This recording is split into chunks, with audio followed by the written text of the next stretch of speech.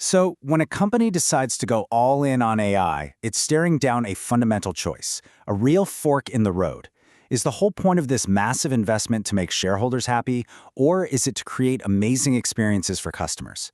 It might sound like you can do both, but as this research shows, that one decision sends a company down two totally different and often irreversible paths. So let's break down what those two paths actually look like. Now, before we really dive in, just a quick heads up. This is part 2 of a 10-part series that's giving you a brief overview of a pretty comprehensive research report from Virtualization Options LLC. And, as you probably guess, we're only scratching the surface of what's in the full report here. But we're going to focus on the core ideas that really drive everything else. Okay, so let's start with the big one, that central question. When a company sinks millions, maybe even billions into artificial intelligence, what's the real goal? What's the number one objective?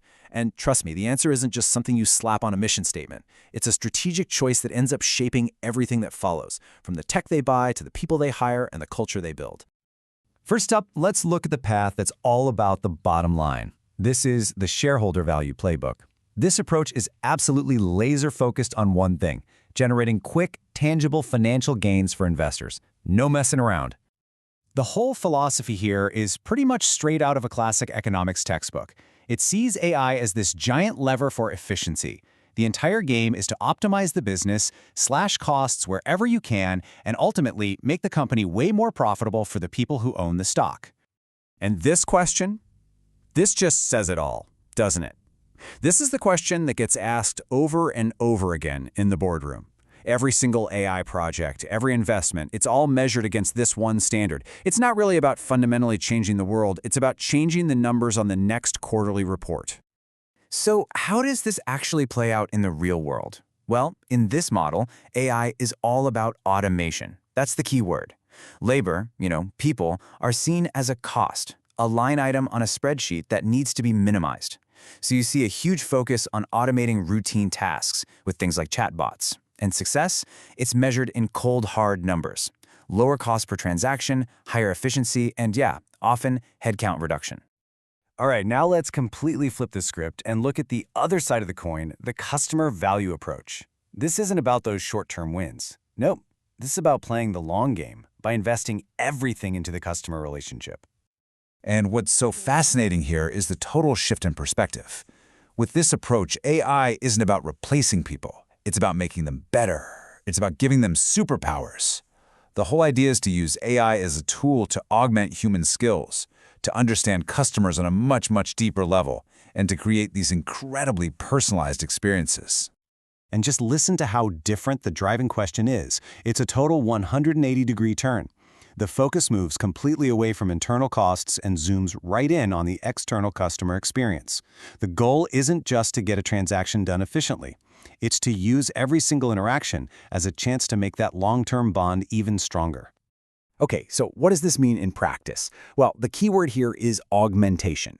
Employees aren't costs, they're seen as valuable assets that can be enhanced. So the tech investments go into things like AI-powered platforms that give your team amazing insights about customers. And how do you measure success? It's not about efficiency metrics, it's about relationship metrics. Things like customer satisfaction scores, loyalty, and retention rates.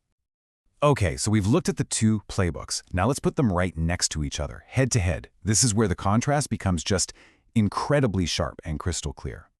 I mean, just look at this. On one side, the primary goal is maximizing investor returns. On the other, it's all about building lasting customer relationships. One side sees AI as a way to replace labor. The other sees it as a way to enhance human service. Success is stock price versus customer satisfaction. And check out the time horizon. Shareholder focus is all about the next quarter or two. Customer focus? It's about building value over years, even decades. It's just two completely different worlds. But these practical differences, they don't just pop up out of nowhere. They come from a much deeper philosophical divide. As you can see here, the shareholder model basically views people as a cost to be minimized. You win by being the cheapest.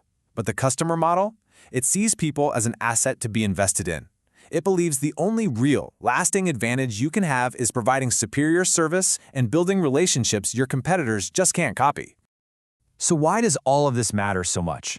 Because the research is really clear on this point. This isn't a choice you can just easily walk back from. The path an organization picks at the very beginning of its AI journey, Well, it ends up defining its culture, its structure, and its entire future. And this is really the key takeaway, the big warning label from the report.